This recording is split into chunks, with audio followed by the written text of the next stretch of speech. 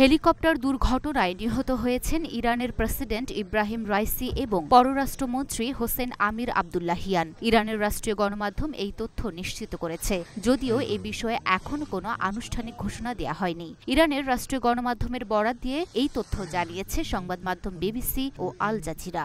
BBC বলছে, রোববার উত্তর পশ্চিম ইরানে হেলিকপ্টার দুর্ঘটনায় প্রেসিডেন্ট ইব্রাহিম রাইসি, পররাষ্ট্রমন্ত্রী হোসেন আমির আবদুল্লাহিয়ান এবং আরও কয়েকজন নিহত হয়েছেন বলে নিশ্চিত করা হয়েছে বলে রাষ্ট্রীয় টিভি জানিয়েছে।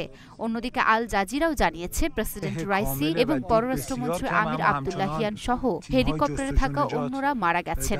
অবশ্য প্রেসিডেন্ট ইব্রাহিম রাইসির পাশাপাশি পররাষ্ট্রমন্ত্রী হোসেন আমির আবদুল্লাহিয়ান এবং হেলিকপ্টারে থাকা অন্য আরোহীরা মারা গেছেন বলে কিছু ইরানি মিডিয়া রিপোর্ট করলেও এই বিষয়ে এখনো আনুষ্ঠানিক কোনো নিশ্চিতকরণ পাওয়া যায়নি। প্রসঙ্গত, রোববার একটি বাঁধ উদ্বোধন করে ইরানি প্রদেশ পূর্ব আজারবাইজানের তারবিজে যাচ্ছিলেন প্রেসিডেন্ট রাইসি।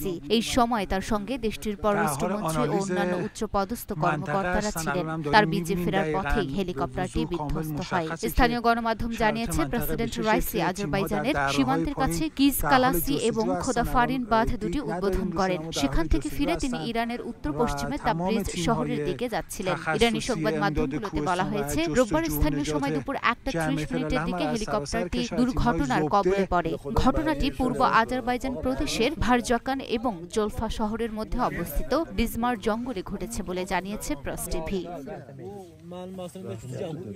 লুনা ফ্রসনিপা, Dhaka post. Burada düştü dumana da bilinmedi de məcbur. Görsənmədi.